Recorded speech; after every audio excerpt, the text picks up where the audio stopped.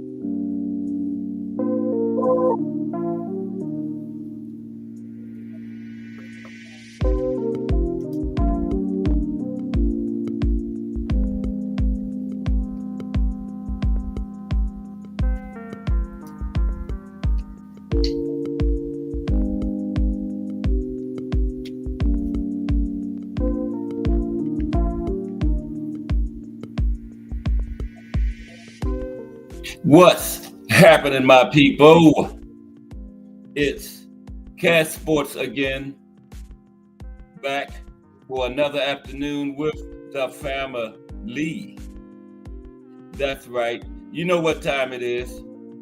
If it's Monday through Friday, 2 p.m., it's the Boxtorian, bringing you all that boxing history. Boxing is the greatest sport of them all. That's why we love it. Can't get enough of it. Miss Cass, Cam J Network. Salute, Cam J. Salute to everyone. And welcome to another episode of Cass Sports, the Boxtorian. Today, boxing warriors of the early 20th century. All right, how's the family today? We are right back at the beginning of another big week of boxing history, and we're going to talk about three boxers from the early 20th century today. Sam Langford, the old master Joe Gans, and the Manasseh Mauler, Jack Dempsey. Okay? These fighters were just incredible. They were just built different back then, you know. There were no limits on the amount of time a round lasted. And there was no limit on the amount of rounds that a fight was fought. Sometimes a round could last 15, 20, 30 minutes, and a fight could last 30, 50, 70. I know of two. One lasted 106 rounds, one lasted 110. The fight began on Thursday evening and didn't end until Friday morning. Those guys were just built different back then, and we're going to talk about three of those warriors today. Okay, but first, for the highlights of boxing history. We are going through all the weight classes. Doing a top 10 best. We are down to lightweight. So today it's going to be, but see, lightweight is just, I just couldn't narrow it down. So instead of 10, it's going to be the top 15. Top 15 lightweights. Some of these guys I just couldn't leave out.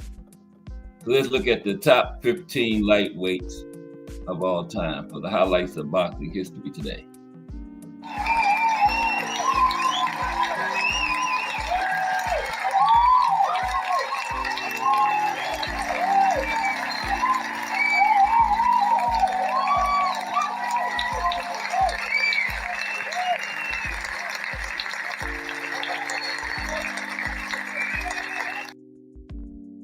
What's up, Thomas Hill in the building? Anybody out there listening? Cam J Network, get over there and subscribe to that, brother. I was in there Saturday. Great cook going on. So Cam J Network. Anybody within the sound of my voice, get over there and subscribe to the Cam J Network. Okay. What's up, T Hill? We're going to be talking about 15 lightweights. I told you some divisions, I just can't get it down to 10. So we got the top 15 lightweights. Okay. There's number one right there, though. You know that, the Hands of Stone. Who else? But let's start with number 15. Jack Blackburn. He trained Joe Louis, but also was an excellent boxer. He's in the Hall of Fame as a trainer, but I think he should have been in there as a boxer also. You know what I mean? But Jack Blackburn, number 15. Now, the man they called Chappie, they've never won the world title, but he faced the long list of all-time greats, and has the distinction of giving tough battles to three bona fide legends, Sam Langford, Harry Greb, and Joe Gans. Blackburn claimed to have answered the bell more than 400 times in his long career.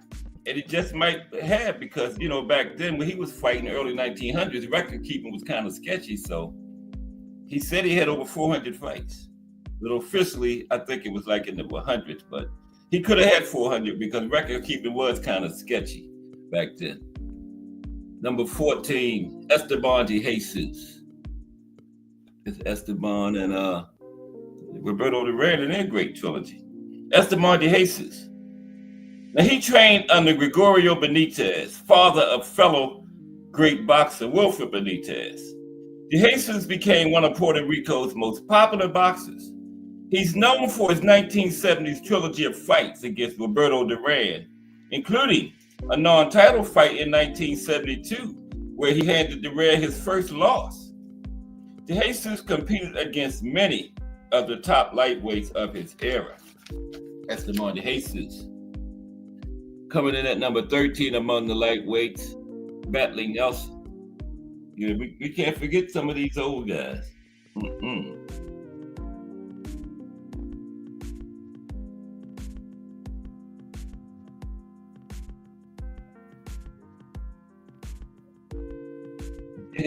Okay. Batley Nelson. A rough and incredibly tough brawler with amazing stamina. The Durable Dane holds wins over Joe Gans, Young Corbett II, Artie Sims, and Aurelio Herrera. Number 12, the great Carlos Ortiz. We're talking about the greatest lightweights of all time. Carlos Ortiz. Perhaps the greatest of all the great Puerto Rican champions, and arguably the best lightweight of the 1960s. Ortiz beat Joe Brown, Delio Loy, Flash Elorday, Ismael Laguna, and Sugar Ramos. Number 11, told you some of these guys will be in a few different light classes. This will be the second one for JCC. Had to put JCC in the lightweights. There he is, Julio Cesar Chavez. Oh yeah, T Hill, you're right. Do that right now. Yeah, Cam Jason gets one right away. Yeah, let me see. Let me do that right now. Add Cam J as moderator. Yeah. Cam J is now moderator on Cast Sports. There we go. So you'll be in blue next time, Cam J. Okay, yeah. Thank you, T-Hill. You know, I be forgetting. Okay, yeah. Some people get a rich right away. Cam J is in that category. Okay. Julio Cesar Chavez. Okay. Now, without question, the on-chin Chavez is an all-time great. His fifth leaving a trail of destruction from 130 all the way up to 147. One of the greatest body punches of all time at 135 and 140. Chavez defeated the likes of Edwin Rosario, Greg Hogan, Jose Luis Ramirez, Hector Camacho, Meldrick Taylor, and Roger Mayweather. That's a who's who of lightweights. Back 90s, late 80s, 90s. Yeah, Chavez was in there with all the great ones. Number 10, Lou Ambers. Go back a ways to the old days once again. There's Michael B. Salute. Salute. Stick around and enjoy the show. Michael B., good to see you today. Monday through Friday, 2 p.m. Cast Sports, the Box Historian, bringing you all that boxing history. Salute, Michael B. Welcome. Okay, we're looking at the top 15 lightweights of all time. We've been doing the first 30 minutes going through all the weight classes, doing the top 10, but lightweights. I could only get it down to 15. Couldn't leave none of these guys out. Lou Ambers. That's Lou on the left there. He's fighting Tony Canzoneri, I think. Lou Ambers. The fighter known as the Herkimer Hurricane was at or near the top of the lightweight division for the better part of an entire decade, scoring big wins over Tony Canzoneri, Baby Arizmendi, Frankie Click, Fritzy Zivic, Al Davis, and the great Henry Armstrong. He had a win over Homicide Hike. Okay, coming in at number 9, Freddie Welsh. There's Freddie. A clever defensive boxer, the Welsh Wizard was the British and European lightweight boxing. He was a British and European lightweight king before he won the world title in 1914. He competed in arguably the greatest 135-pound division in boxing history and holds wins over such luminaries as Benny Leonard, Willie Ritchie, Ad Walgas, Abe Patel, Peerless Jim Driscoll, Battling Nelson, Mexican Joe Rivers, and he had 2 draws with the clever Packy McFarland. Number 8, Barney Ross. We're going 15 down to number 1. Number 8, Barney Ross. The great Barney Ross. Crush the legend. What's up, Crush? Good to see you. Been missing my nephew, Crush the legend. Salute. Crush. Your Crush is usually 6:30 Monday through Fridays. The coffee and the donuts. Boxing, hip hop, updates on the Sean Combs trial, all that over there. Crush the legend. You get it all from the STN, Sports Talk Network. Salute, Crush. Good to see you. Okay. I forgot where we were at. Barney Ross. The fighter known as the Pride of the Ghetto. He was a 3-division world champion. He was never knocked out in his 81 fight career and held his title against some of the best competition in the history of the sport of boxing. Okay. Ross defeated great Hall of Fame champions like Jimmy McLaurin and Tony Canzoneri in epic battles. They said Barney Ross, Tony Canzoneri, and Benny Leonard was to the welterweight division in the 30s. What Roberto Duran, Sugar Ray Leonard, and Tommy Hearns was the welterweight in the 80s. Okay, and they say Barney Ross was the best of the 3. Number 7, the man they call Sweet Pea, Pernell Whitaker. Here he is, Pernell. The man they call Sweet Pea is arguably the greatest fighter pound for pound of the 1990s and one of the best defensive boxers of all time. For the entire decade, 1987 to 1997, Sweet Pea was untouchable. His only setbacks was blatant robberies by the judges, fights against Jose Luis Ramirez and Julio Cesar Chavez. In addition to beating those two champions, Sweet Pea boasts official wins over Roger Mayweather, Greg Hargan, Freddie Pendleton, Jorge Paez, and Azuma Nelson, before moving up to defeat Buddy McGirt and Julio Cesar Vasquez. Yeah, the great Sweet Pea, Pernell Whitaker. Number 6, Ike Williams. There's Ike.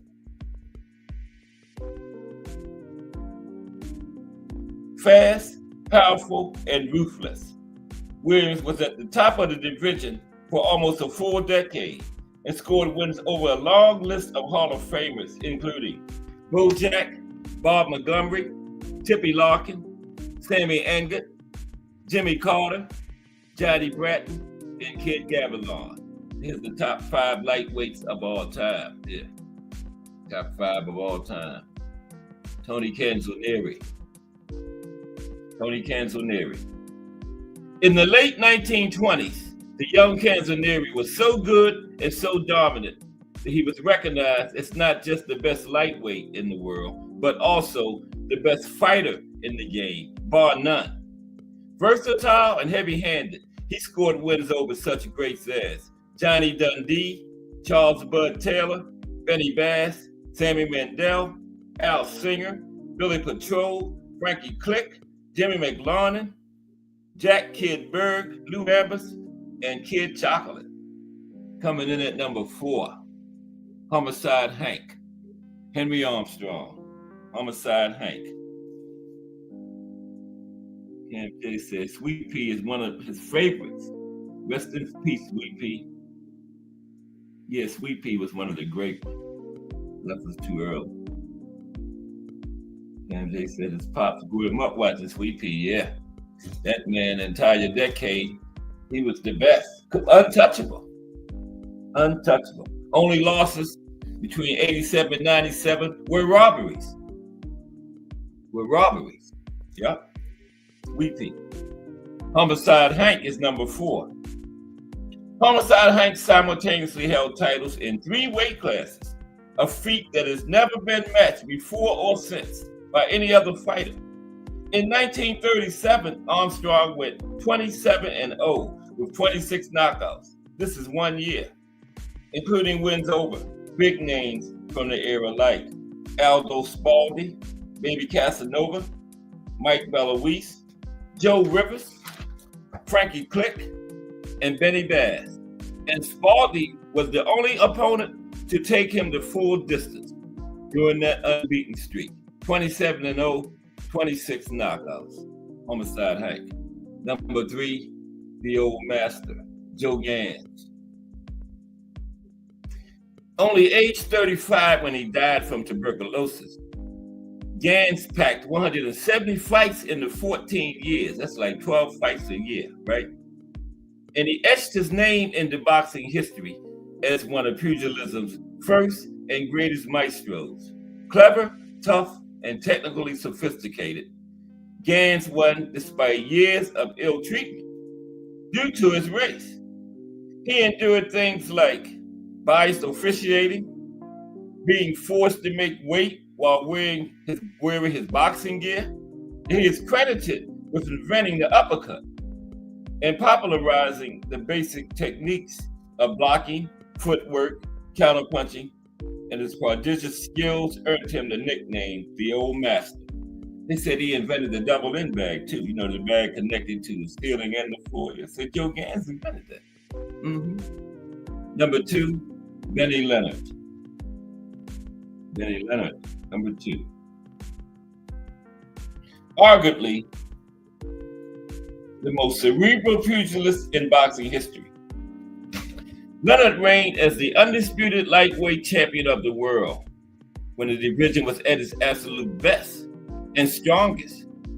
He defeated a long list of great fighters, including Lou Tedler, Johnny Dundee, Rocky Kansas, Richie Mitchell, Johnny Kilbane, Freddie Welsh, and Willie Ritchie. In the 20-year span from May 1912 to October 1932, he suffered only a single defeat. 20 years, just lost one time. Skill, smarts, power, longevity, toughness, and unparalleled ring wisdom. The ghetto wizard could do it all and will always be one of the kings at 135. Y'all know who number one. I don't even have to do number one. Y'all already know who number one is. The Hands of Stone, Roberto Duran. Number one lightweight of all time. Roberto Duran. Duran's reign of terror in the lightweight division began even before he dealt a vicious battering to gifted champion Ken Buchanan in 1972, and it didn't end until he unified the title with an awesome demolition of the equally gifted Esteban de Jesus in 1978 in the rubber match of their trilogy. Manos de Piedra then moved up to win titles at welterweight, super welterweight, and middleweight. At 135, he beat such premier talents as Hector Thompson, Guts Ishimatsu, Villamar Fernandez, and Edwin Beruet. Okay, there you have it, the top 15 lightweights of all time. Couldn't narrow it down to 10. Okay, so now let's get into the show today. We're going to talk about three of the boxing warriors of the early 20th century. And those guys were warriors. They were just built different, you know, fighting 40, 70, 100 rounds. Some rounds lasted 15, 20, 30, 45 minutes. You know, the round didn't end until one of the fighters went down. And then when the referee said time, if you came out there and told the mark, the next round began. So they went on and on and on. Remember, Joe Gans was in the longest championship fight, which was 42 rounds. And he broke his arm in the 34th round and fought the last 8 rounds with a broken arm. Can't say this enough. Those guys were just built different, you know. And we're going to cover the Boston Bone Crusher, Sam Langford, the old master Joe Gans, and the Manasseh Mauler, Jack Dempsey today. We have the legend, boxing warriors of the early 20th century. What is this weekend coming up? We got this will be almost July now, so we're getting into some good fights coming up now. I'm not sure. I know the 12th is the card with Shakur and Cepeda, right? And yeah, they're not even the main event. But yeah, we're coming up to some good fights. Tank Lamont Roach coming around again. So yeah, we're in great shape as boxing fans. But let's get into it. We're gonna get some late time later on, about 3:30. I dropped the link and we'll chop it up to finish the show off. Okay. Yeah, there we go. Yeah, Cam J is in blue now. Good to see Chris the Legend though. Wow. Very good to see that, brother. Been missing him, man. I was getting worried. Okay. So let's go. Boxing warriors of the 20th century.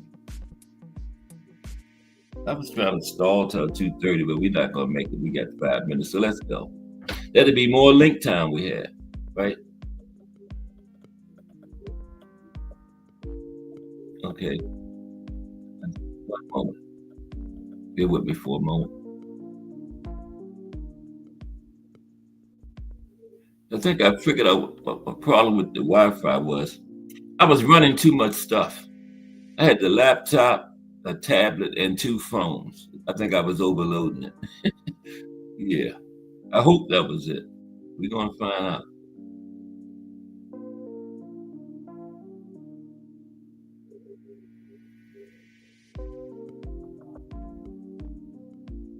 Okay. Boxing warriors of the early 20th century. We got a few more people coming. That's why we always do the highlights of boxing history 2 to 2:30. Give a few more people time to get here. Okay, but boxing warriors of the early 20th century.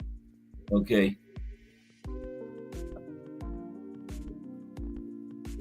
Now, Boxers in the early 20th century were known for their exceptional toughness, a trait shaped by the demands of the sport and the context in which they fought. Now, factors contributing to early 20th century boxers' toughness. Marathon fights. Fights could last for an unprecedented number of rounds, sometimes exceeding 50, especially in championship fights. Now, this necessitated extreme levels of stamina and endurance. Now, unregulated brutality. Now, early boxing lacked the extensive rules and regulations of modern boxing. Now, before the widespread adoption of the Marquis of Queensberry rules, gloves were not always mandatory, and fights would continue until one fighter was incapacitated or, just couldn't continue. Now, this exposed fighters to significantly more sustained and severe punishment. Now, lack of injury stoppages. Fights were often not stopped promptly due to severe cuts or broken bones, forcing fighters to continue fighting despite injuries. This environment demanded a high tolerance for pain and the ability to push through physical hardship. Constant readiness. Now, many boxers of this era competed frequently throughout the year and often stayed in training camps, keeping them in peak fight condition. This year-round readiness and frequent competition honed their toughness, right? Because you had to stay ready back then. Like I said, Joe Gans had, 170 fights in like 15. He was fighting like 12 fights a year. Henry Armstrong was 27-0 in 1 year, 1937. Harry Grant was 45-0 in 1919. 45 fights in 1 year. That's like 2 careers nowadays. 45 fights. Wow. Socioeconomic hardships.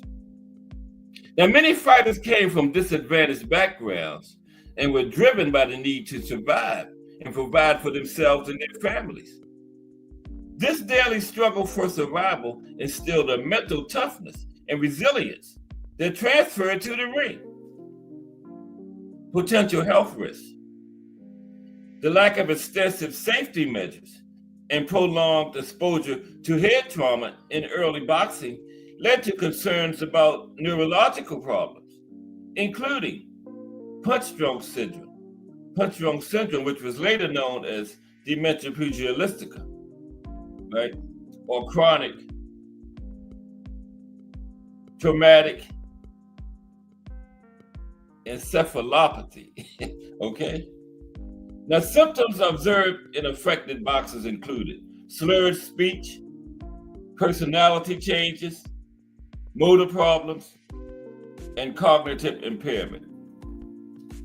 This highlights the immense physical risks faced by these fighters, okay, back in those times.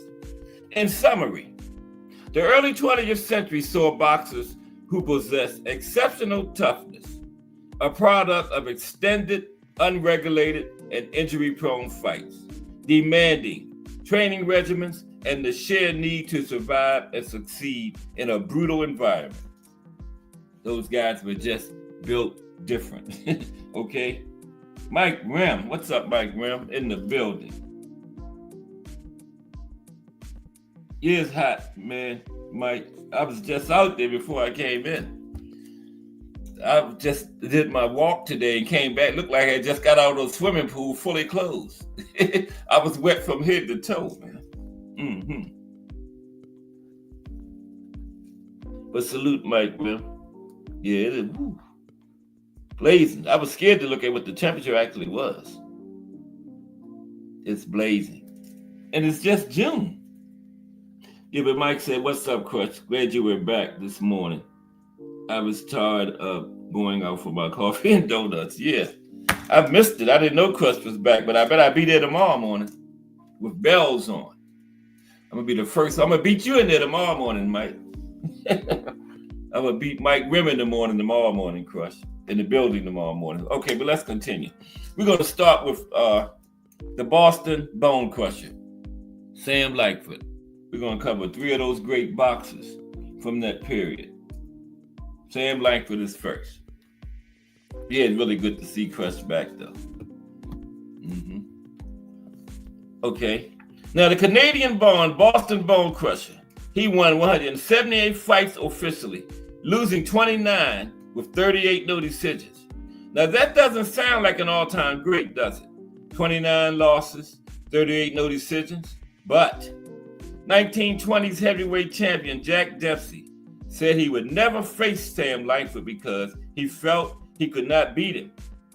Even though at that time, Lightfoot was in his late 30s and blind in one eye, and yet the great champion Jack Dempsey straight up admitted he wanted no part of him. Okay, in his late 30s, blind in one eye, Jack Dempsey wanted no part of him. And another heavyweight champion from that era, Jack Johnson, also refused to give Lightfoot a title shot. Johnson was quoted as saying, "Sam Lightfoot is the toughest little SOB that ever lived." Yeah, Jack Johnson actually fought him once. I think it was for the colored heavyweight championship. But when Jack won the regular heavyweight championship, Jack Dempsey, Jack Johnson wanted no part of Sam Lightfoot. Jack Johnson said he was the toughest little SOB that ever lived. Mike Mazik is in the building. What's up, Mike? We're going to look at a couple of these guys that were built different back in the early 20th century. Yeah, I always get mixed up because it's 1900s, but it was the 20th century. Wish they would have started that out, like the first century would have been the first, but it started out in the zeros, but it was the first century, so that's how it all got off track. So there's always we're in the 21st century now, but it's the 2000s. So, but yeah, we're talking about the 1900s and the 20th century, early. But salute Mike Mazik. I don't even know. I confused myself. Let's get back to Sam Lightfoot. I don't even know what I was talking about. Okay. Yeah. Jack Dempsey and Jack Johnson, the two premier heavyweight champions of that period, both ducked Sam Lightfoot. Okay. Now, ESPN called Sam Lightfoot the greatest fighter nobody knows. And he's probably the greatest fighter who never won a major title, due to the fact most champions wouldn't give him a shot at such a title. Now, Hall of Famer Philadelphia Jack O'Brien met Lightfoot on August 15th, 1911, and he was battered mercilessly, losing a 5th round technical knockout. Now, O'Brien literally had to be helped back to his corner at the end of the fight. That's how bad Lightfoot beat him. His corner had to come out there and get him, right? That's why nobody wanted to fight this guy. And I'm going to tell you, this was a small guy. We're going to talk about it. Now, boxing historian Mike Silver said, Lightfoot was the most feared fighter of the first 2 decades of the 20th century. That includes being more feared than both, like I was saying, Jack Johnson and Jack Dempsey, the 2 premier heavyweight champions of that period, right? Lightfoot was more feared than both of them. And remember, by the second decade of this century, he was almost 40 years old and blind in one eye. And they all still was scared to fight him. Almost 40 years of age and blind in one eye. Still couldn't get the champions to put their belts up against him. The Boston Bone Crusher, Sam Lightfoot. That's him and Harry Wills right there. Okay, now Sam Lightfoot, who started his pro career as a lightweight, he made a living off knocking out heavyweights. Now he was 5'7" tall, and his best fighting weight was under or around 150 pounds.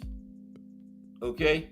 Now he grew into a solid 175 pounds, but he was never the size of a heavyweight, although he competed in the division during his career and knocked out heavyweights on a regular basis. Like I said, remember? The heaviest he ever was like 185. And that was only a couple of times, right? His official highest weight he ever competed at was 185. And the great fighter that Langford was at 5'7" and fighting most of his career at or around 150 to 170 pounds. He fought and defeated heavyweights on a regular basis. Yes, he did.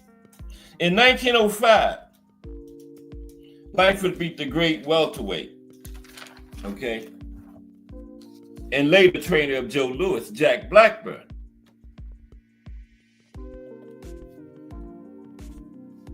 Six months later, at 156 pounds, Langford challenged heavyweight Jack Johnson before Johnson had won the heavyweight championship. I think this was for the color championship, colored heavyweight championship, okay? Langford came into that fight weighing 156 pounds.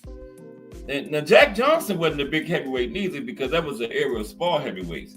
But in this fight, Johnson still outweighed Langford by 29 pounds, right?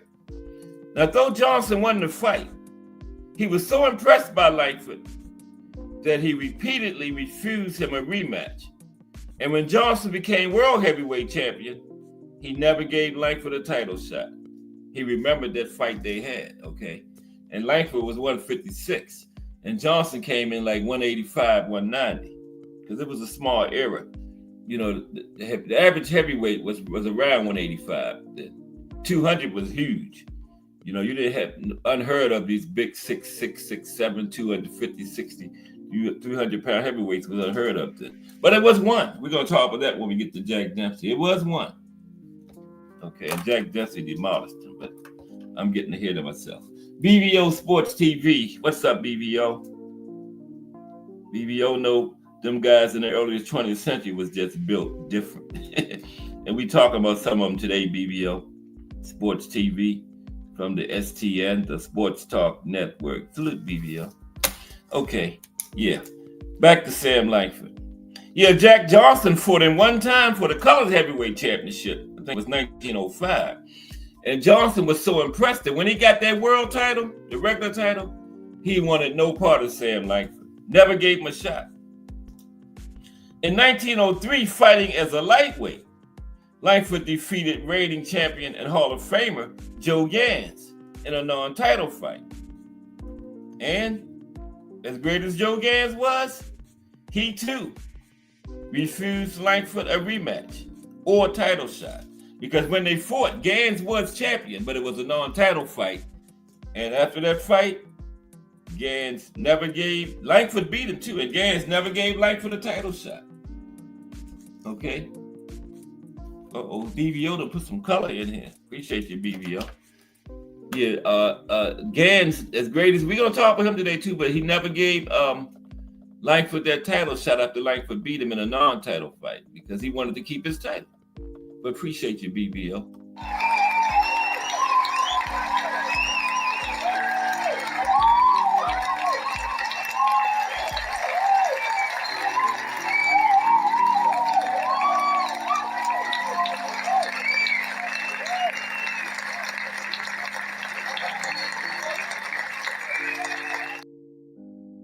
The old master wasn't no dummy. He said, I'm not putting my title on the line against you, Sam Langford. We can fight in non-title fights. But Sam didn't want to fight any more non-title fights. He said, told Gans, if we fight again, it's got to be for the title. So Gans said, well, I guess we will never fight again. And he never did. Because the old master refused to put that title on the line against Langford because he wanted to keep it. Now, Sam Langford only once in his career was given the opportunity to fight for a major title, right? And guess what? He was robbed of the win. He got one shot at a major title and got robbed. Okay? Defiant Arnie One in the building. All my people's coming in now. What's up, Defiant Arnie One?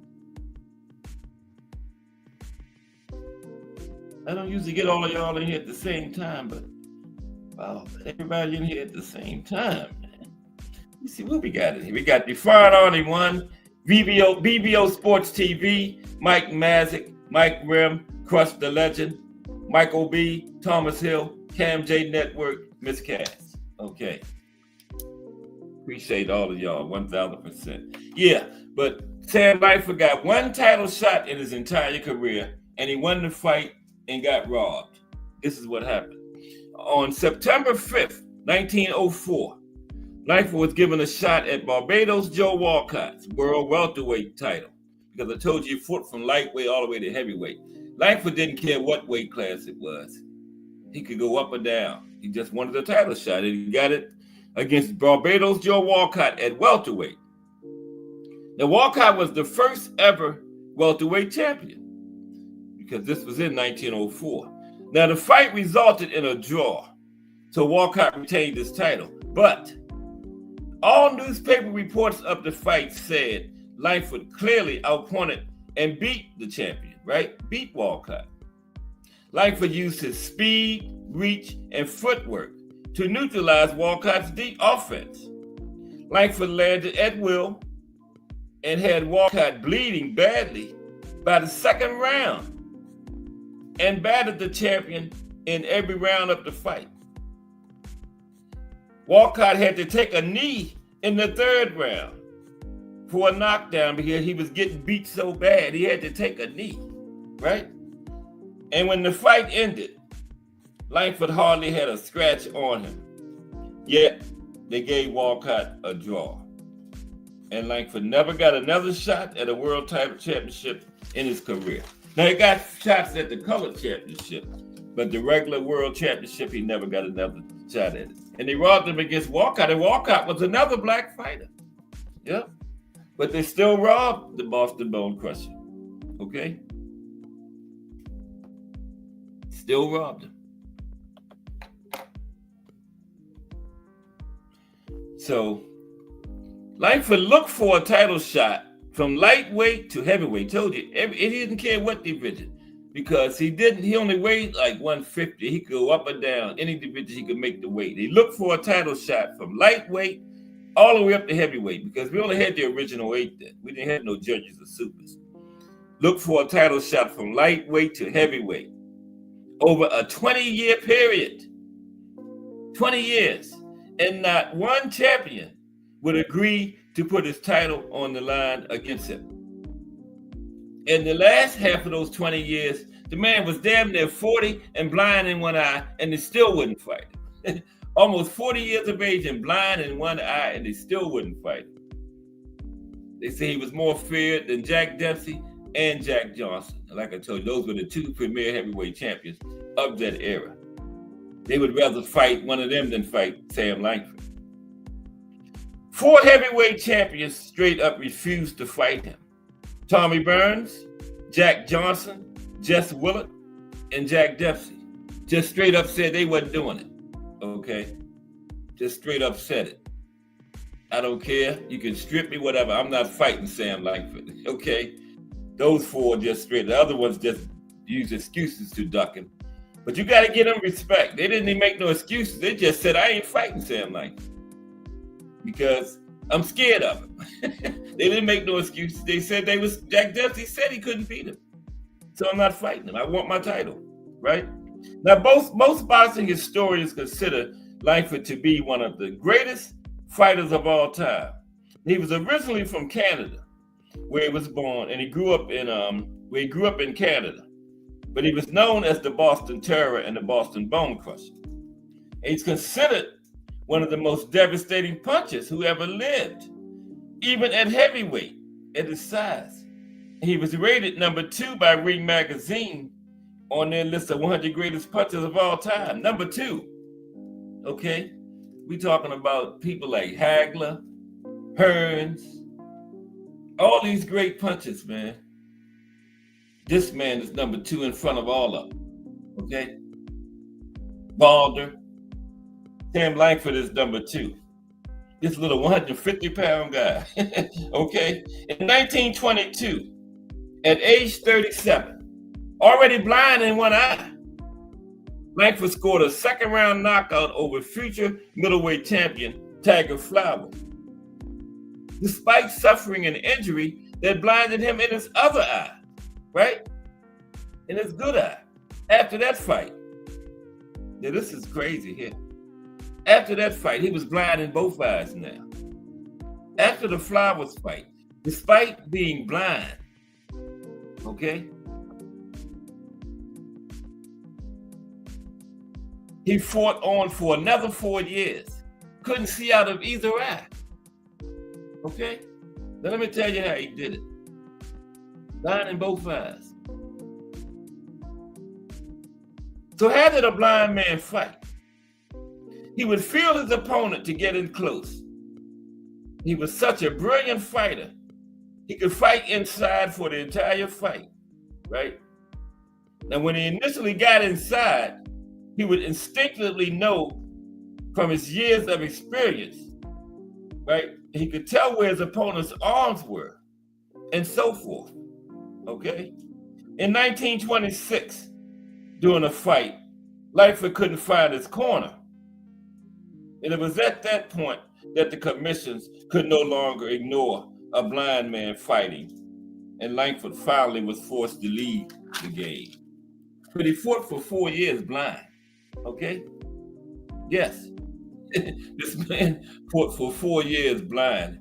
He would just feel his way inside, and once he got inside from his experience, he could tell where the fighter's hands, arms, head, everything was at. And he fought on. Now, after Sam retired from boxing, he disappeared completely from public view. Crazy as it sounds, one of the greatest fighters who ever lived was basically forgotten. Yeah, basically forgotten. He just disappeared. Nobody knew where he lived or anything about him, right? Since he had left boxing, just disappeared off the face of the earth. Now, New York Herald Tribune sports columnist Al Laney was curious about what had happened to Lightfoot, right? And he tracked him down. So when Laney found Lightfoot, he was literally hungry and penniless, blind, and living in a barren rented room in Harlem, New York, right? So Laney wrote an article about him after he found him. And once the story appeared in the newspaper, a fund was set up for him, okay? And at every fight card in New York, once Laney found him, a hat was passed around for him, right? And thanks to the fund and the hat being passed around at the fights, you know, the generosity of the New York fight fans, Lightfoot lived relatively comfortably in a better room with enough to eat for the rest of his life, right? Now, Lightfoot passed away on January 12th, 1956. That's the same day my brother was born, on January 12th, 1956. Wow. Now, today, nearly 70 years later, Lightfoot still remains virtually unknown outside of fight circles. Now, I'm going to close on Sam Lightfoot by putting it in perspective. Yes, I feared Sam Lightfoot was during his career. Okay, this put it in perspective. How feared this man was. Now, in the 1920s, Lightfoot approached Doc Kearns about a fight with heavyweight champion Jack Dempsey. Kearns was Dempsey's manager at that time. Kearns turned Lightfoot down, telling him they were looking for somebody easier for Dempsey to fight. And at that time, Lightfoot was a middleweight, almost 40 years old, and half blind. And the reigning heavyweight champion of the world considers him too hard of a fight to take, too big of a risk. The man was a middleweight, almost 40 years old and half blind, and the heavyweight champion of the world, one of the greatest heavyweights ever, Jack Dempsey, considers him too big of a risk. That puts in perspective how good and feared Sam Lightfoot was. The Boston Bone Crusher, Sam Lightfoot. Okay, let's go to the old master, Joe Gans now. This is Boxing Warriors of the early 20th century. We're going to go to the old master, Joe Gans. Now, Okay. Let me check, see what's happening in the chat. Oh, good. Okay. Appreciate everybody. Just hope you're enjoying the show. Okay. Okay. So now let's go to the old master. Yeah, we're going to get a lot of link time today. Okay. The old master, Joe Gans. That's him, and I think Battling Nelson right there. Another great lightweight of the period. Now, Joe Gans is often referred to as the old master.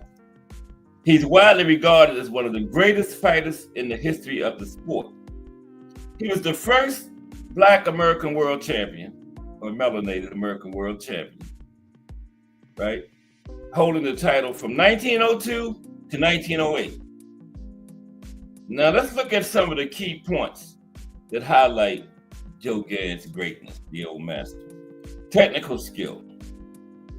Gans was known for his exceptional boxing skills, including his footwork, defensive techniques, and ability to adapt to his opponents. He was a pioneer of the modern boxing style, emphasizing strategy and skill over brute strength. Because, you know, back around that time, they would just come to the middle. Once their referee say time, you come out there and toe the mark, and when the referee step out the way, that's they would be for most of the round right there in the middle. Joe Gans put the sweet science into it: footwork, movement, counter punching, strategy, all that kind of stuff, right? He was one of the pioneers of that type of fighting, the old master. Okay. Now, record. Gans compiled an impressive professional record with around 145 wins. I say around because, like I told you, record keeping was kind of sketchy back then.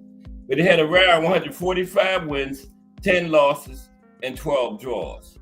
Now, record keeping wasn't always accurate in that era, so Gans' stats may be a little off. Now, his wins included many notable fighters of his era, showcasing his dominance in the lightweight division. They had some historic fights, too. And one of his most famous fights was against Battling Nelson. That's the one right there. That's him and Battling Nelson. This was in 1906. Now, Nelson was disqualified after 42 rounds in a highly publicized fight. This fight is often cited as one of the best in boxing history, and it was the longest championship fight. We've had longer fights, but this was the longest championship fight in the glove era. Now I know the one we talked about Friday between John O'Sullivan and Jake Kilrain was 75 rounds, but that was bare knuckles. Longest fight in the glove era was 42 rounds. And remember, like I told you, Joe Gans broke his arm in the 34th round and fought the last 8 with a broken arm. Right? Those guys were just built different, man. Just built different. Now, influence. Joe Gans influenced many future boxers with his techniques and approach to the sport. He was one of the first fighters to incorporate elements of strategy and skill, you know, that are now standard in boxing, right? Legacy. Gans was inducted into the International Boxing Hall of Fame in 1990. And he's remembered not only for his achievements in the ring, but also for breaking racial barriers in a time when melanated athletes faced significant discrimination. Joe Gans' combination of skill, record, and influence solidified his status as one of the all-time greats in boxing history. Okay? The old master. We're not finished with the old master yet. What's up, idle stuff in the building? Oh yeah. Well, I just popped up in your algorithm. Oh, that's a good thing, then. That is a good thing. Yeah, boxing history, idle stuff. Yes, Sports the Box Historian, Monday through Friday, 2 p.m., bringing you all that boxing history. Yeah, today we're talking about 3 of the greats of the early 20th century, just showing how they were built different back then, you know. We're on the old master, Joe Gans, right now. Now, Gans had several significant fights that showcased his skill and contributed to his legacy as a boxing great. Let's look at a few of these notable fights he had. Let's salute idle stuff. A few of the old master's notable fights. Gans versus Frank Earn, 1906. Now this fight was for the lightweight title. Gans won by knockout in the 15th round, demonstrating his superior technique and power. Gans versus Kid Herman, also 1906. Gans faced Herman in a highly anticipated fight. He won decisively, reinforcing his status as the top lightweight in the division. Gans versus Charlie White, 1907. In this fight, Gans displayed his tactical abilities against White, winning by decision after 20 rounds. This fight further established Gans' dominance in the lightweight ranks. Gans versus Leech Cross, 1908.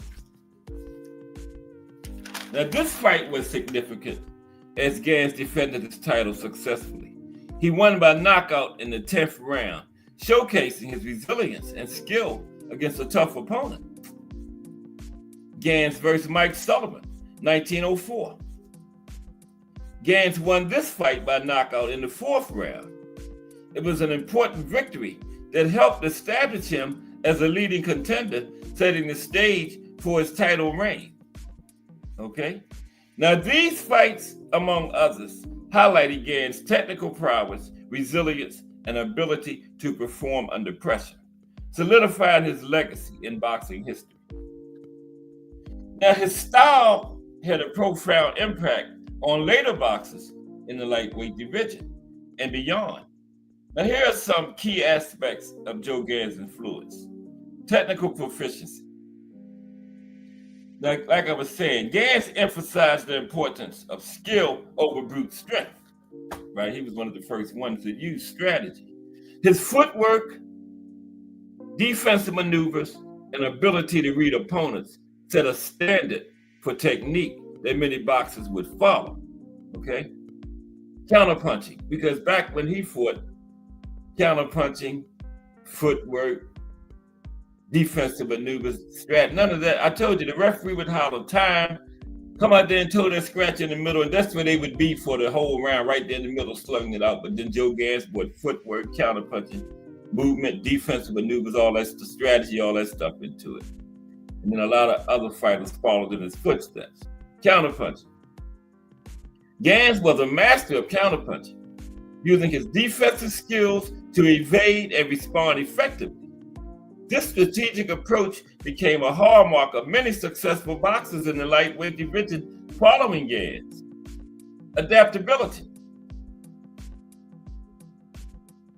Adaptability for the old master. Gans was known for his adaptability to adjust his style based on his opponent's strengths and weaknesses. That was unheard of back then. He would go in there and adjust his fighting style based on his opponent's strengths and weaknesses. Like I said before, he just stood up there slugging it out before that. They didn't care what your opponent was doing. I'm going to outslug you. But Gans went in there and studied his opponents, feel them out. He started that, the feel out round. And then based on his opponent's strengths, weaknesses, that's how he fought. That's how, he made adjustments and stuff. Adjustments were unheard of. Now, this adaptability encouraged future fighters to develop versatile skill sets, making them more dynamic in the ring. Yep. Other fighters started using versatility after the great old master. Yeah, wasn't that something, idle stuff? A broken arm for 8 rounds. Those guys were just built different, man. You find artists says people back then were just different for real. Yeah, we're gonna get some link time in about 20, maybe less than that. We're gonna do Jack Dempsey after this, and to discuss this stuff. Ring IQ. Now, Gans' understanding of the sport, knowing when to attack and when to defend, laid the groundwork for the importance of ring intelligence in boxing. That was unheard of, ring IQ, before Joe Gans, the old master, came in. And this aspect has been crucial for many champions who came after Joe Gans. Pioneering techniques. Gans introduced elements like feints and angles that became foundational techniques in boxing. Feints, angles, yep, all of that. His innovative approach contributed to the evolution of the sport. Cultural impact. As a prominent Black boxer, Gans broke racial barriers and became a role model for future fighters, inspiring them not only to develop their skills, but also to pursue their dreams despite suicidal challenges. Okay, let me read that again. That was important. Gans broke racial barriers and became a role model for future fighters, inspiring them not only to develop their skills, but also to pursue their dreams despite suicidal challenges, right? Overall, Joe Gans' style and approach to boxing significantly shaped the techniques and strategies of later lightweight champions, leaving a lasting legacy on the sport of boxing. Joe Gans. Now let's look at his life outside the ring. Personal life for the old master. Then we're going to go to Jack Dempsey. Give me him Jack Dempsey today. Now, Gans had a life outside of boxing that reflected both the challenges and triumphs of his era. Now, here are some details about his life beyond the ring. Gans was born on November 25th, 1874 in Baltimore, Maryland. He grew up in a working-class family and faced the racial discrimination prevalent during that time. Now, although details about his formal education are limited, Gans was known to be literate and had a keen interest in reading. He's known to enjoy reading. Now, Gans married his first wife, a woman named Maggie, but their marriage faced challenges and didn't last. Maggie passed away too. He later married another woman, her name was Mabel, with whom he had children. Now, Gans was known to be devoted to his family, and despite the demands of his boxing career, he tried to maintain a strong family presence. Now, despite earning significant money during his boxing career, Gans faced financial difficulties later in his life. Mismanagement of finances and lack of proper business acumen contributed to his struggles. Now, after retiring from boxing, Gans struggled to find stable employment, reflecting the difficulties many athletes face after their sports careers end.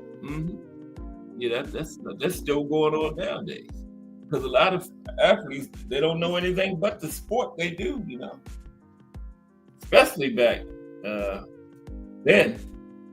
And even sometimes now, these athletes get pushed through college. They don't learn nothing.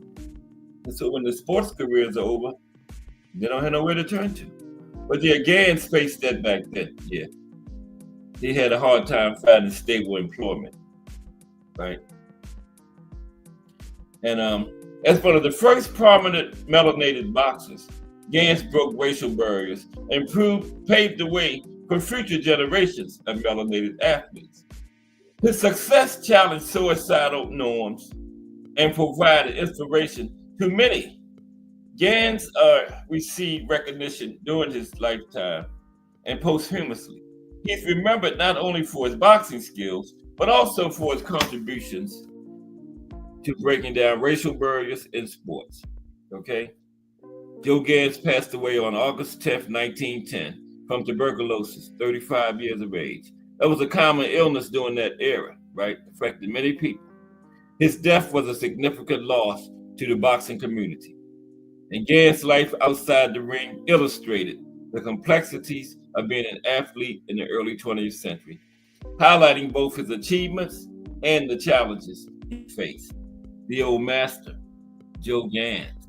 Okay, let's go to the Manasseh Mauler now, Jack Dempsey.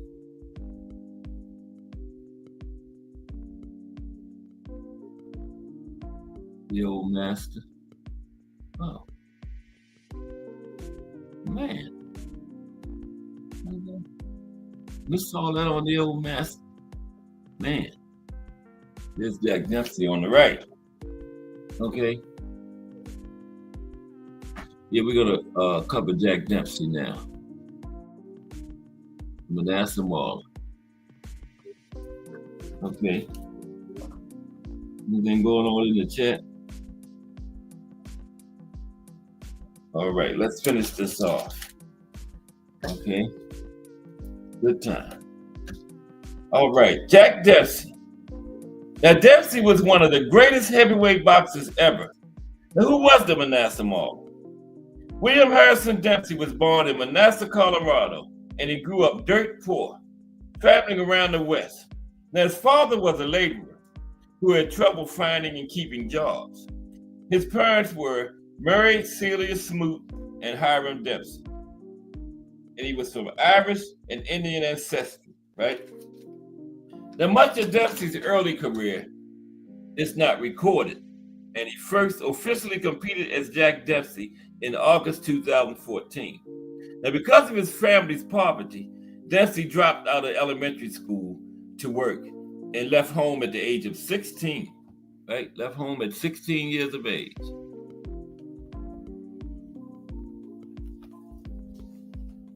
Now, this lack of money, due to his lack of money, he frequently traveled underneath trains called riding the rails. And when he could not sneak onto the train, right, rode under them. And he slept in hobo camps. And that's where he learned how to box, how to fight in the hobo camps.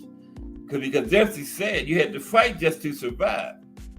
Now, he would visit saloons and challenge for fights, telling the people in the bar, I can't sing and I can't dance, but I can lick any SOB in the house. Now, if anyone accepted the challenge, bets would be made. And according to Dempsey, he did not lose many of those fights because if he lost, he would not eat. Dempsey said, I was knocked down a lot and I wanted to stay down, but I couldn't stay down. I had to win and collect that money or go hungry. So I had to get up.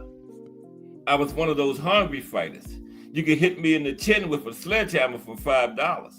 When you haven't eaten in 2 days, you'll understand what I mean. And that was before he even took up boxing. Now, Dempsey was driven by forces modern boxers could never understand. Again, fighters were just built different back then. Okay? Dempsey versus Willard, or David versus Goliath. That was this one here. Yeah. Let's show you the size differential. This Dempsey on the right, Willard on the left. Let's talk about that one. In 1919, Dempsey faced the giant heavyweight champion, Jess Willard, for the title. Now, Willard was nearly 6 inches taller and 60 pounds heavier than Dempsey. On July 4th, 1919, despite the significant size disadvantage, Dempsey destroyed Willard and took the title. Now, Willard had come into the fight thinking he would easily dispose of the much smaller Dempsey, as he had done most of his opponents up to that point, including Jack Johnson in 1915.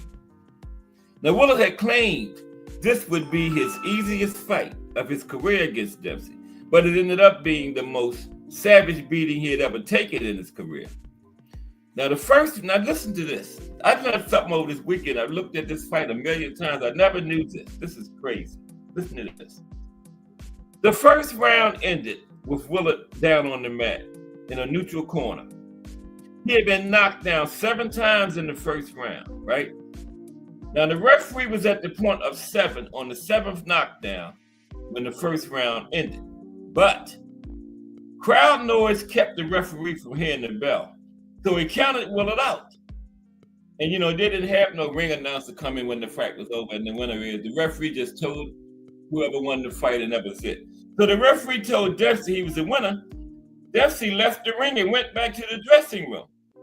That's when the timekeeper informed the referee named Ollie Picord, that the round had ended before he got to 10. He was actually at 7 when the round ended, but the referee didn't hit a bell. So the timekeeper said the fight was still going on because you didn't count Willard out officially. The bell rang at 7. So they had to go back to the back and get Dempsey back out there, right? And the fight continued. I never knew that before about this fight. What we talked about that?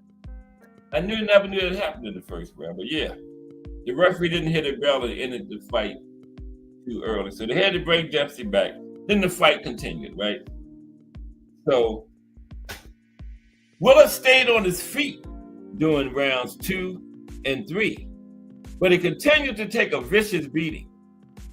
And after the third round, his corner stopped the fight, and Willard sat in his corner crying after the fight ended. Now, Dempsey's destruction of Willard, a man nearly 6 inches taller, 60 pounds heavier, and he had 10 inches of reach on Dempsey, that remains legendary to this day. Look, we talking about it right now. But yeah, that fight is still a legendary fight. How Dempsey beat that big giant. See, there they are right there. Now, the years Dempsey held the title, 1919 to 1926. He wasn't allowed to fight the best contender of his time. You don't talk about that. That was Harry Wills. But he did try. He didn't duck Harry Wills. He tried to fight. Now, Dempsey only defended his title 5 times in 7 years. And the most famous were against the Bull of the Pampas, Louis Firpo, and the Orchard Man, Georges Carpenter. But after Firpo in 1923, Dempsey was idled by his struggles to face the top contender, a black man, Harry Wills. Now, Dempsey had fought black fighters on the way up, and he had no use for ducking other fighters. Because, this was the same man that would walk into a bar and challenge anybody in there just to get money to eat. That don't sound like somebody's going to duck anybody, right? So, no, Jack Dempsey didn't duck anybody. Now, when Dempsey became champion, under pressure, he said he would adhere to the color line, the color bar. But when Hall of Famer Harry Wills became the #1 contender, Dempsey wanted to fight him, both for legacy and pride, and for money. The purse for the fight between him and Wills would have been huge. But Dempsey explained why his legacy depended on the fight, saying, "You can't be the best without beating the best." That's right. Remember, Ric Flair said that, the wrestler, to be the best, you got to beat the best, right? Remember Ric Flair? Mm-hmm. The Nature Boy? First one I heard say that, to be the best, you got to beat the best. Y'all remember the Nature Boy? Anyway, but the United States government blocked the Dempsey versus Wills title fight. Dempsey said in 1953, years after his career ended, he wanted to fight Wills, but nobody would promote it. And when Wills challenged Dempsey in the 1920s, the leading promoter of the era, Tex Rickard, would have nothing to do with the fight. Rickard said he had specific instructions from the United States government to not promote a mixed race fight for the heavyweight title. And it had a lot to do with when Jack Dempsey beat Jess Willard in James Jeffries earlier, like 10 years earlier. They had race riots across the country, like 20 people died and hundreds got hurt. So the government wasn't having it, They wasn't taking no chance on this black man beating this white man and then more race riots. So the government told all the promoters to not make a mixed race heavyweight title fight, okay? So that's why the fight didn't happen. Now, Dempsey asked Rickard, who promoted his fights, to try to put the fight on with Wills in the Western United States, where he felt influence from the government would be less effective. But Rickard claimed he couldn't find a venue. In reality, Rickard never intended to make the mixed race heavyweight fight, partly due to the government's instructions, but mainly due because Rickard was a racist himself. Okay? So he never intended to make the fight, no way. Tex Rickard didn't. So after heavy government pressure blocked Dempsey and Wills from fighting in the end in 1926, Dempsey finally agreed to fight Gene Tunney. Okay? He finally agreed to fight Tunney. Now, as Muhammad Ali would find out years later. 3 years off in your prime is a recipe for loss of speed and mobility. Now, Dempsey spent the time he was trying to fight Wills making movies, hanging around Hollywood, and partying. And during this time, 3 years had went past since Dempsey had last fought. Now, Prime Dempsey was a fighter with very considerable hand speed, great agility, and foot speed, incredible punching power, and stamina. After 3 years out of the ring, all he retained was his punching power. Now, the tough Dempsey, he did his best to try to get back into fighting shape for Gene Tunney, but the speed he had lost was gone forever. And Dempsey had literally not fought in 3 years before he fought Gene Tunney, right? And as Dempsey would find out, his ability to cut the ring off and contain a master boxer like Tunney was gone. And had Dempsey met Tunney in his prime, right after he fought and defeated and destroyed Jess Willard, virtually every boxing historian believes that version of Dempsey would have cut the ring off and beat Tunney into oblivion. But that version of Dempsey was gone, right? Dempsey versus Tunney. Dempsey versus Tunney.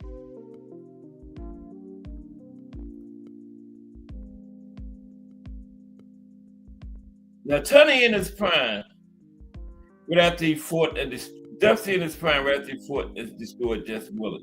Yeah, we read that. Everybody thought he would have destroyed Gene Tunney too. Now, Dempsey faced Gene Tunney on September 23rd, 1926 in Philadelphia, Pennsylvania for the heavyweight title. It was Dempsey's sixth and last defense of his title. And the crowd was an incredible 120,557, which was the largest paid attendance ever for a boxing match. And this record stood for nearly 67 years. It was broken when 132,274 people paid to see Julio Cesar Chavez fight Greg Hargan in Mexico City in 1993. That record stood from 1927 to 1993. And this was boxing's third $1 million gate, bringing in $1.8 million. Dempsey's purse was $770,000. Tunney was $200,000. That's both well over $1 million nowadays, probably like $5 million, because that was 1927, almost 100 years ago, right? So, now despite Dempsey's inactivity and Hollywood lifestyle, he was still heavily favored to win. But Dempsey knew better. He had told his wife before the fight that he might not be able to catch this guy, right? And he was right, losing a unanimous decision. Now, they called this the long count fight.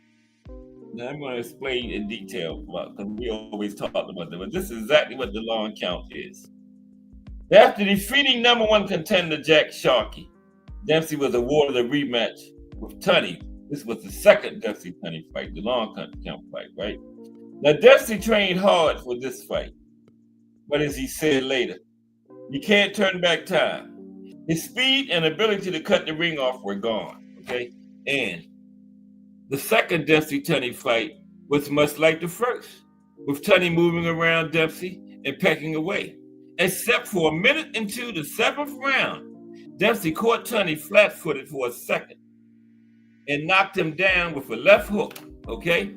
Now, Dempsey reacted the way he always had. He remained as close to his fallen opponent as possible.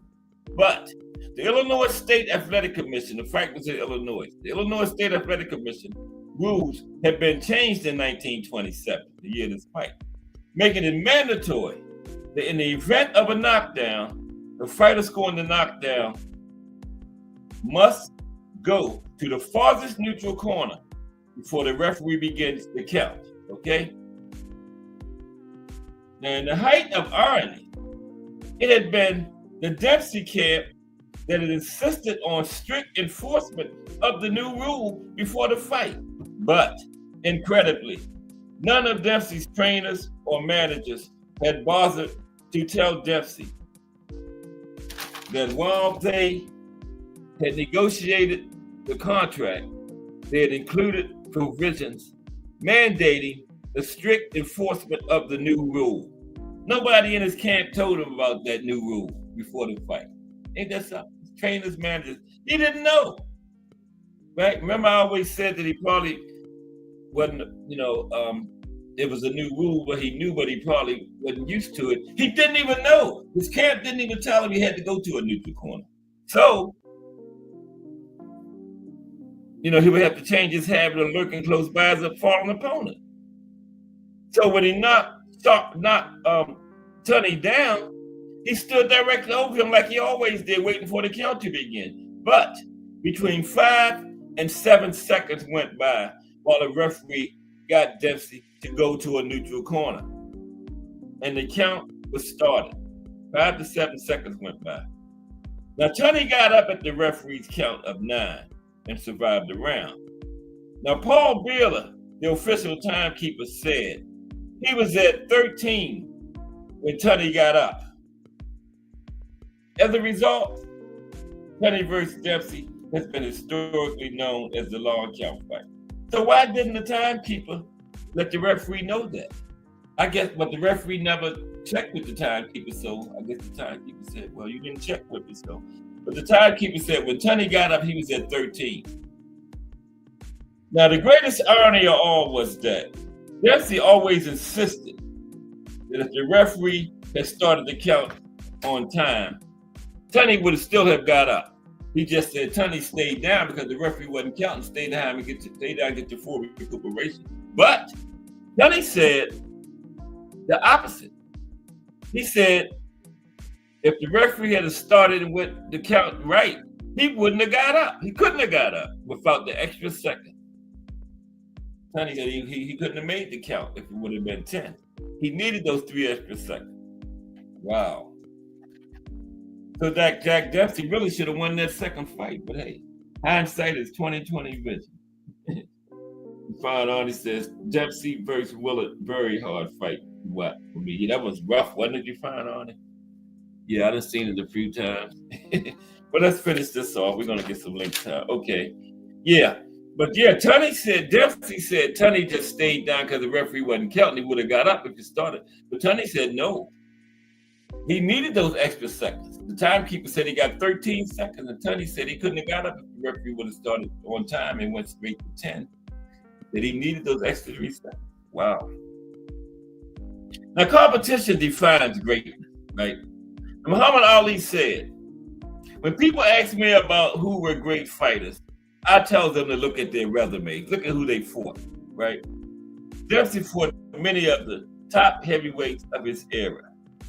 Fireman Jim Flynn, Jess Willard, Willie Meehan, Gunboat Smith, Big Bill Brennan, Billy Misk, Batley Levinsky, Georges Carpenter, Jack Sharkey, Gene Tunney, Louis Firpo, and Tommy Gibbons. That's a who's who of 1920s heavyweight. And he fought old Gunboat Smith. That's my favorite nickname, Gunboat Smith. I wonder how he came up with that nickname, Gunboat, for a boxer. And in this corner, Gunboat Smith. Wow. Now, of those 12 top opponents Dempsey defeated, he beat 11 of them. And 8 of those 12 were in the Hall of Fame. And Dempsey faced 5 past, present, or future world champions, beating 4 of them. Tunney was the only one he didn't beat, okay? Now, how great was Jack Dempsey? Like, how great was Jack Dempsey? I'm supposed to be going through these pictures and stuff. I made them, I might as well show them, right? Damn. Yeah. How great was Jack Dempsey? His power was incredible. Now listen to this. This shows you how great, how powerful Jack Dempsey was. Dempsey had 43 stoppages in his 53 wins, 81% knockout ratio, right? Now, of those 43 knockouts, 35 of them were on the deck, 10-second count out. Okay, 8 of them were TKOs, 35 of them was knockouts, straight on the out for 10 count.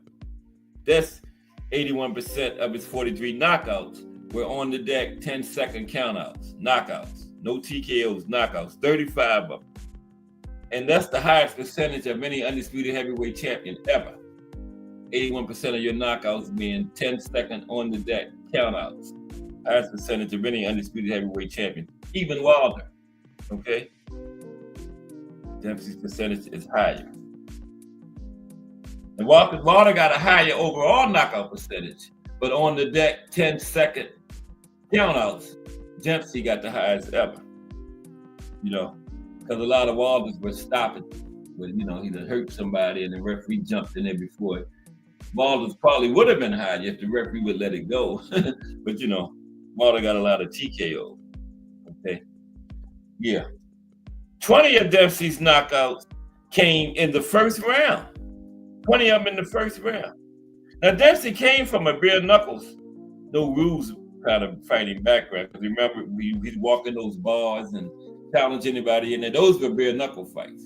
It wasn't bars when to take time to put on no gloves, okay? Those were bare knuckles. So he came from he learned fighting through bare knuckles. Now, at his best, he was a lightning fast, two-fisted power puncher who had both speed and incredible punching power. Dempsey was not a swarmer. He was a close inside volume power puncher. There's the difference. Not a swarmer. You know, where a swarmer is just all over you inside. Dempsey had a little method to his madness. He was a close inside volume puncher. He threw so many punches in rapid succession that it often was difficult to identify the knockout punch or punches. Right? He threw so many, you couldn't tell which one was a knockout blow. Okay? And Dempsey had the three qualities that produce greatness in the ring: ferocity, cold-bloodedness, and gameness. Okay? Ferocity, cold-bloodedness, and gameness. Jack Dempsey. Okay, let me finish. Let me land the plane now. There's the airport right there. Okay, it's landed.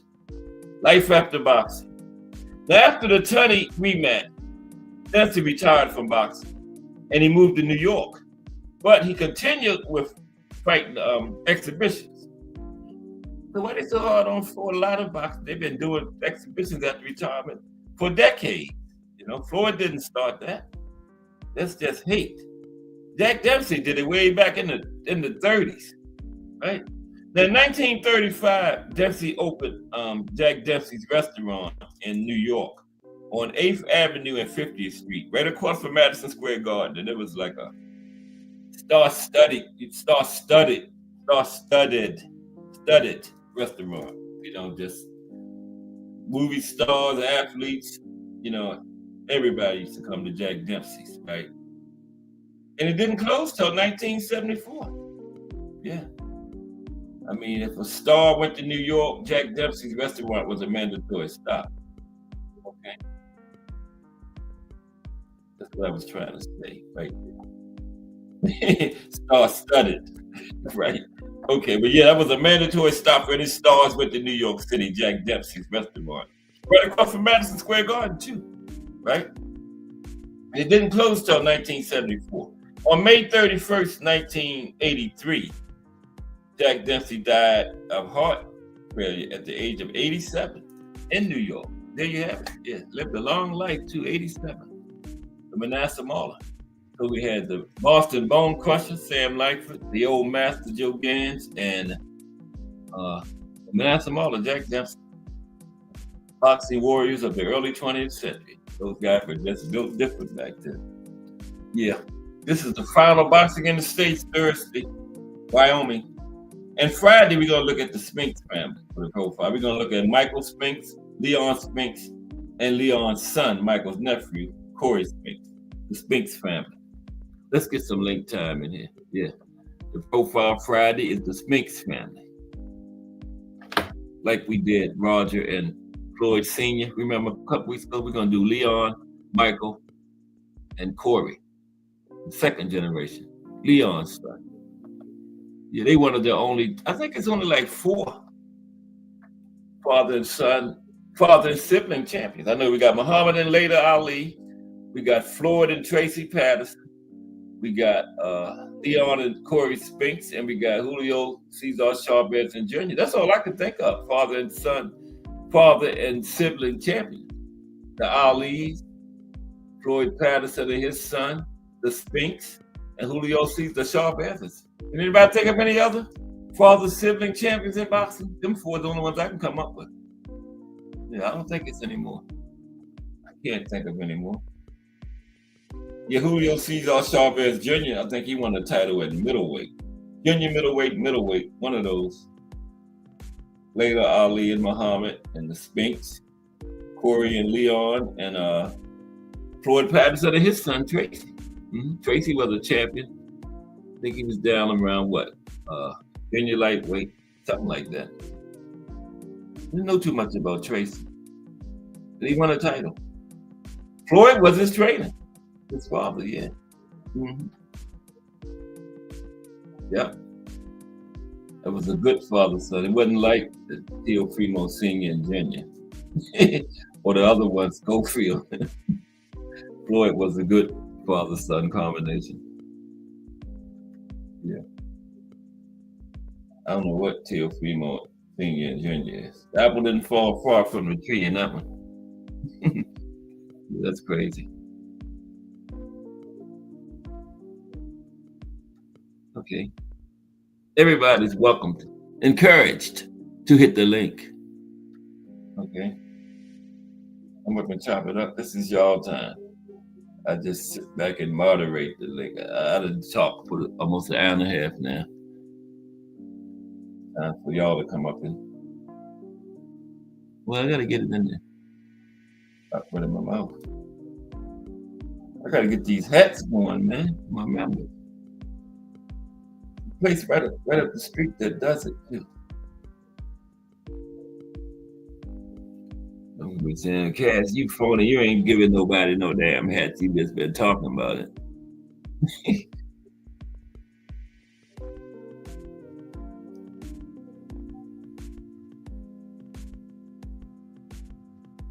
What was that?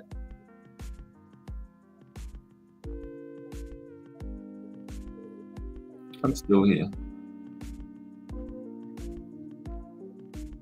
Okay, there it is. All right, there's the link. And yeah, we got like 30 minutes left in the show. I appreciate everybody that stopped by today so far. And all you warriors. Make sure you subscribe to these channels. Anybody is welcome to drop their link in there. We got DVO in here channel, Crush the Legend, Cam J Network. Y'all welcome to drop your links in the chat if you want to. So people can hit on it and go subscribe to you. All fire channels. You know. Yeah. I'm glad Crush is back, man. Damn. I was going crazy, but he back. Mike Wim said he back. I'll be in there tomorrow morning. I've been checking every day, but today I didn't check. And this today he's on there. Ain't that something? Yeah. But yeah, we got looking at right at the beginning of another big week of boxing history coming at you. Yeah.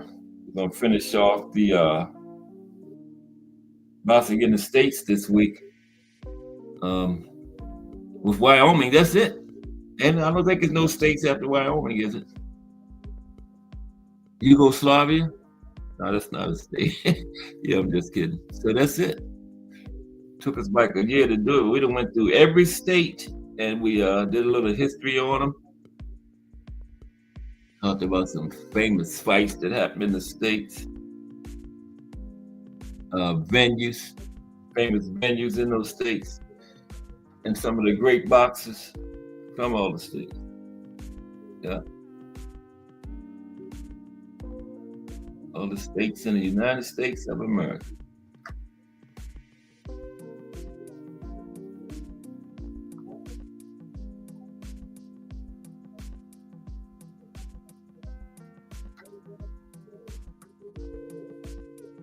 That's right.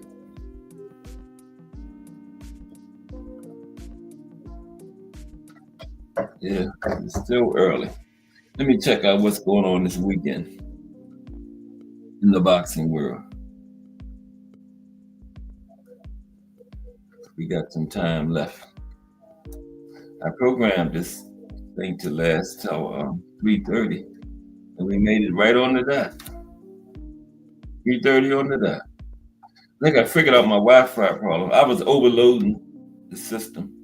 I had too much stuff going on here, you know? Yeah. I had the laptop, 2 phones, and a tablet. That's why it kept going out on me like that. Yeah. So I just got a laptop and 1 phone today, and it worked out good, but I better stop talking about it. Because it'll go out on me. Let's look at what we got this weekend. Well, never mind. Did Define Only One? What's happening, Define Only One? What's up, bro? Can you hear me correctly? Oh, you're good. If I drop off all of a sudden, it's because I'm at work. Okay? Say it again? If I drop off all of a sudden, it's because I'm at work. Oh, you at work? Okay. I got you. So, man, who's the one that fought Sam Langford? Which one? Sam Langford is the one that fought Blind. Oh, Sam Langford? Yeah, he fought who now? You got some noise in the background there. You said he fought Blind? Say it again? You got some people in the background. I didn't hear you too good. Sam Langford fought who now? Be fine. You said he fought Blind, right? He fought Blind? Yeah, Blind. Yeah, he did. Yeah, for like 4 years. Crazy. Oh my goodness. It's crazy the commission was giving him a license, you know what I mean? Exactly. But one fight, he couldn't find his way back to his corner after a round, and they couldn't ignore it no more. And he was blind in one eye almost his entire career, man. Yeah. And they still wouldn't fight him. Jack Johnson, Jack Dempsey, they wanted no part of him. He actually fought Jack Johnson once in a non-title before he got the title, you know. But after that, I think Jack Dempsey also dark Harry Greb, right? Did they? No, I think they didn't fight, did they? Dempsey and Greb. No, and Greb and Gene Tony fought 5 times. Yeah, I don't know why him and Dempsey didn't fight. You think he ducked him? I never really checked into that. I believe so. And I can't, guarantee it, but I mean, because they were right in the same era and everything, you know, right in the middle of the same era, so they should have fought. Exactly. I had to check into that why they never fought. They were fighting a lot of the same people too, you know. Exactly. Yeah. I mean, I understand that. You said it was hard to watch the Dempsey and Jeffries fight. I mean Willard. Okay. I mean, it was hard to watch because it was like he beat him bad. Yeah, he got accused of having something in his hand wraps. He messed him up so bad, you know.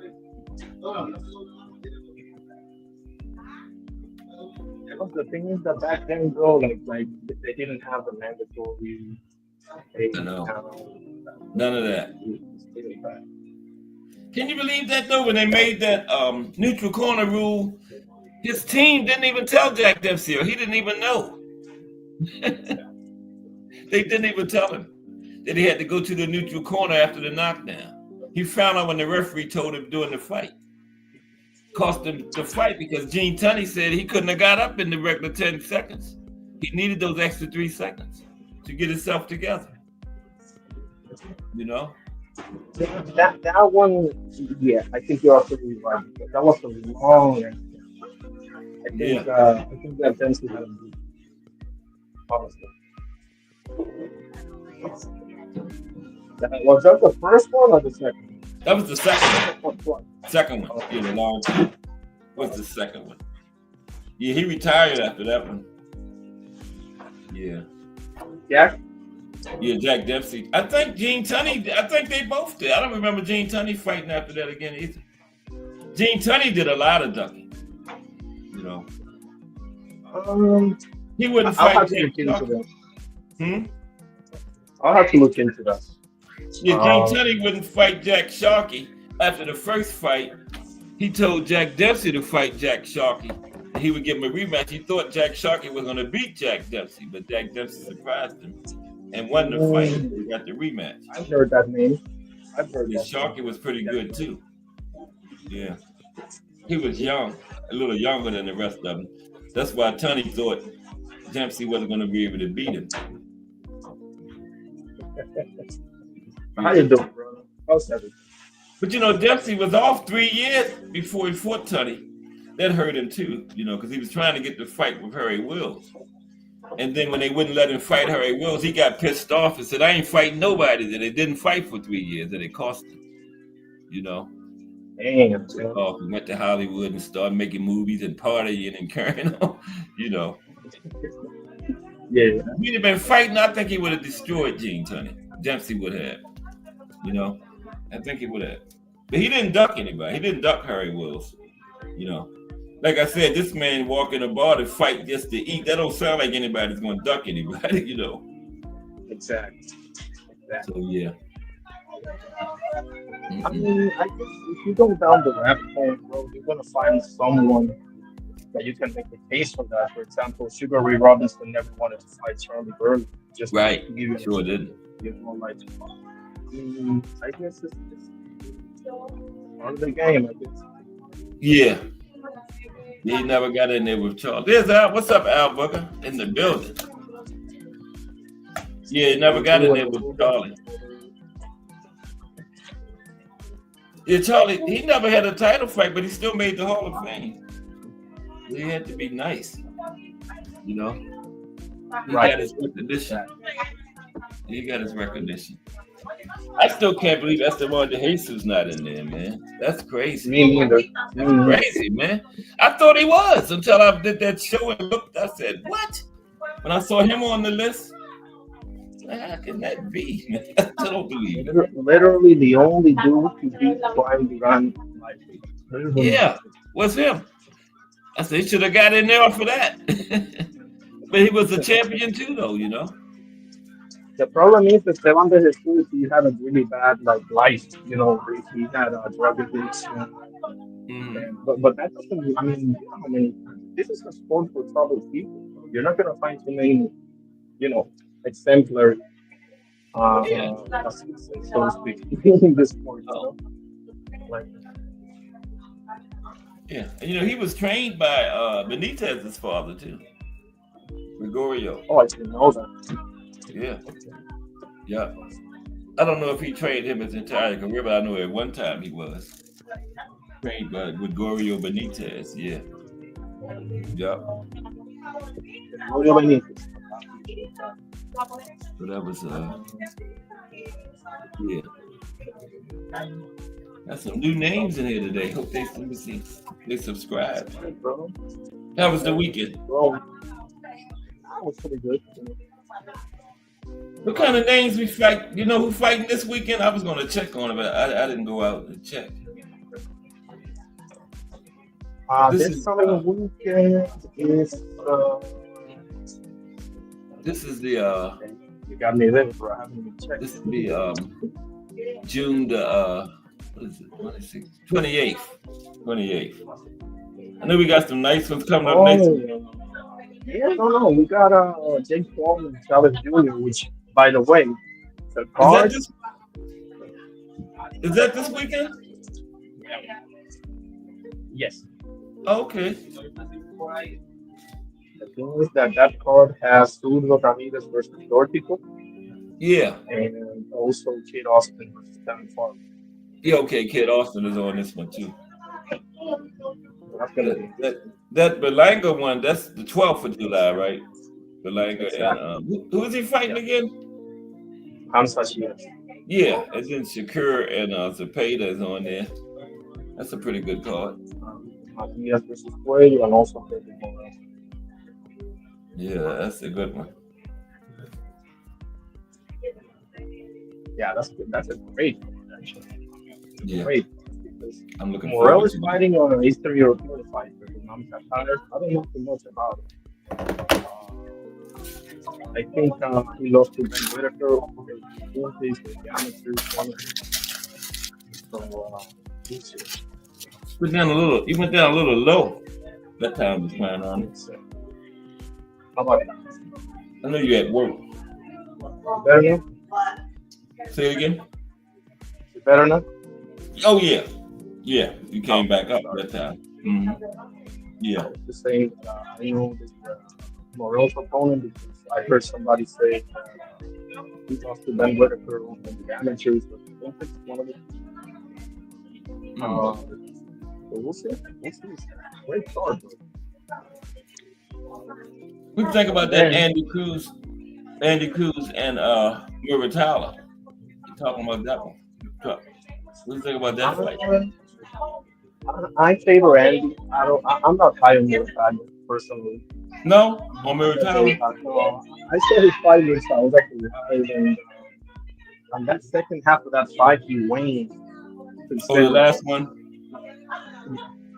So The we last might be one, looking right? at another. Yeah, I think he did. Yeah, I agree. He did. We might be looking at another case of like a subdued Caleb Plant type fight. We'll see. But it's still he hung in there and pulled it out though. You gotta give him credit for that. I guess a tough fighter. He did. Yeah. The first half of that fight was looked exceptional. Yeah. So, I don't know. I think Andy's better. Maybe Andy needs a little bit of time. That could be the case. But It'll be a good matchup though. I hope they make it. I think Andy is the best boxer in that division outside of Shakur. Okay. I think so. Could be wrong about that. Maybe Kevin Farmer, maybe other. But to me, he was. But you would put Shakur like a little level up above Andy. Yeah, especially now. Andy is clearly not a finished product. But I like what I'm seeing from Andy, bro. He's good. What do you got now, about how many fights does Andy have now? He still don't have 10 yet, does he? No, I think it's like 7 or 8. Yeah, but he was on the fast track. But you know the Cubans, bro. You know the Cubans don't need that much. Nah. He's ready. Remember, he came in fighting 10 rounders because of that Cuban amateur background he had. Yeah, they come in ready. Yeah, Morrell. Yeah. Say that again. Yeah, I say the Cubans, they come in ready. Oh yeah. And the same for a lot of Eastern Europeans, So, I mean, they have a very strong amateur. Yeah. A lot of fights. The same for David Morrell. David Morrell got like 12 fights, something like that. That's all. I think Benavidez might have been like his 13th or something, like 12th or 13th.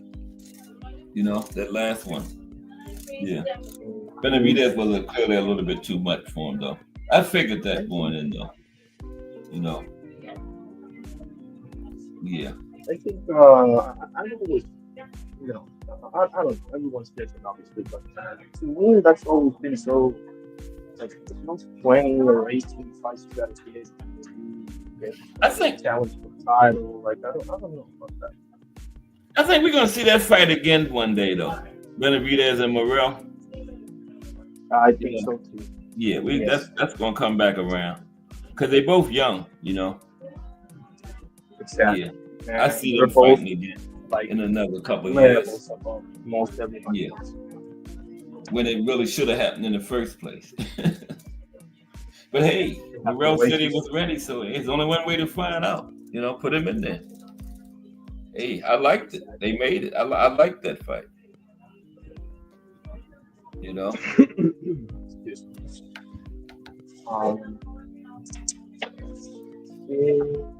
you got in Berlanga Shields? Give me a prediction. Oh man, Berlanga Shields. Yeah. That's a hard one to call, man. Berlanga might knock him out. You know, I just think can't Malanga see might Shiraz stop him. getting away from the shots the whole fight. I just got a feeling that Berlanga's going to catch him at some point. Hmm. Yeah. That's what I. You think Malanga will get him too in that one? Yeah, because I don't think Shiraz is ready. To be honest Nah. with you, I don't think Nah. he's there yet. Yeah. That's what I was thinking. Malanga might knock him out. Mm-hmm. Berlanga, whatever people feel about him, he doesn't do himself any favors, obviously. Mm-hmm. But once he can do, he can crack. He still got that right hand too. Absolutely. You can't forget what he had, like 16 straight knockouts or something like that to start his career. Yeah. But that's still there. You can't forget that. And there's something about Shiraz, something that's missing. Is that for a title? No. No? Eliminate or something like that. Yes. Okay. Because they dropped Adams, but he was the draw, so he still got the big style thing. Oh, okay. But there's no way that Hansa Shiraz just keep making 160. Yeah. There's no way. He was the one that fought Adamas in the last fight, wasn't it? But that Shiraz, everybody thought he lost. Yes. Okay. Wasn't that this year? He had a quick turnaround. That fight was earlier this year, wasn't it? Yes. He had a fast I'm turnaround. mistaken. But that's good. That's how they used to fight back in the old days. I mean, I don't mind it if they fight 2 or 3 times a year. Yeah. Or even if you're at that top music level, you can fight only one. At least twice. At least twice a year, man.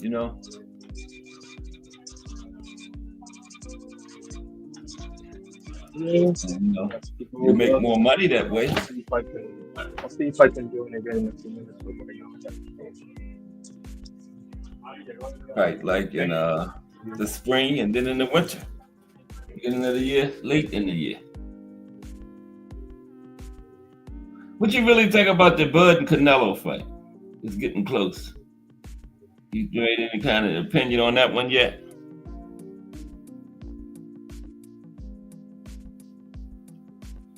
Oh, but find out he said he might fall off because he's at work. Okay. It's about time for us all to fall off. Hope everybody enjoyed the show today. We got Just Do Boxing coming up next. But we'll be back tomorrow at 2 p.m. That was Define on. He said he might drop off because he's at work. That's understandable. Okay. Let me see what's going on with Just Do Boxing today, and then we're gonna call it a day. Yeah, I think I figured out my Wi-Fi problems. I was overloading the system. I had too much going on. A laptop, 2 phones, a tablet. That's why it kept going out on me. Today I just got the laptop and 1 phone. Because I like to use the phone to be in the chat too, and just stay on, because I always have all these images and, go on that screen on the laptop, right? So it looked like it's going to work out that way. Let's see. I was trying, there's Just Do. Coming up next, we're going to see what's going on over on Just Do Boxing today. Okay? And then we're going to get on out of here. We're going to go see Just Do. Let's see. All right. Give you a little preview in a moment.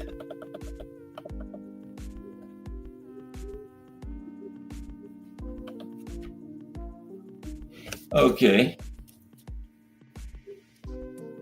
Just Do got Bud Crawford checks Canelo. Truck loses to Tucker. Shakur up next. Spence backs Bud over Canelo. Wow. Coming up next on Just Do Boxing. All right. That's at 4 p.m. today. All right. Where's my notebook? Oh, there we go. Al Booger, Idle Stuff, Define Arnie One, BVO Sports TV, Mike Mazik, Mike Rim, Crush the Legend, Michael B, Thomas Hill, Cam J Network, and Miss Cass. Appreciate everybody. 1000%. We'll be back tomorrow with another Cass Sports. If it's Monday through Friday, 2 p.m., it's the Boxtorian bringing you all of that boxing history. Just Do Boxing up next. Everybody have a great afternoon. I will see y'all tomorrow. Dopo domani. Let's see you tomorrow in Italian. See y'all.